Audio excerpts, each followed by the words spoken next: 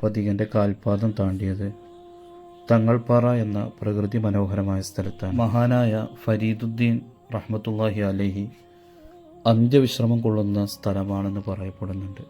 ഇടുക്കി ജില്ലയിലെ വാഗമൺ കോലാഹലമാട് എന്ന സ്ഥലത്താണ് തങ്ങൾപ്പാറ സ്ഥിതി ചെയ്യുന്നത്. ഒരുപാട് മഹത്തുക്കൾ ജനങ്ങളിൽ നിന്ന് വിട്ടുനിന്നുകൊണ്ട് ഇബാദത്ത് ചെയ്യാൻ വേണ്ടി തങ്ങൾപ്പാറയിലെത്തിയിരുന്നു എന്നും പറയപ്പെടുന്നു. പ്രകൃതിയുടെ സൗന്ദര്യം തന്നെയാണ് തങ്ങൾപ്പാറയെ അടയാളപ്പെടുത്തുന്നത്. നിലക്കാതെ അടിച്ചു വീശുന്ന മന്ദമാരുതൻ, ഉള്ളം നിറക്കുന്ന പ്രകൃതിയുടെ സൗകുമാര്യം.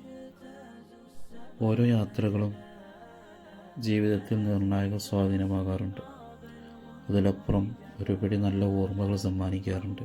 ഖലീൽ ജിബ്രാൻ തൻ്റെ പ്രവാചകൻ എന്ന കൃതിയിൽ പറഞ്ഞു വച്ചതുപോലെ, നിങ്ങളുടെ പ്രത്യാശകളുടെയും ആഗ്രഹങ്ങളുടെയും ആഴത്തിൽ അപാരതയെക്കുറിച്ചുള്ള നിങ്ങളുടെ നിശബ്ദ ജ്ഞാനമുണ്ട്.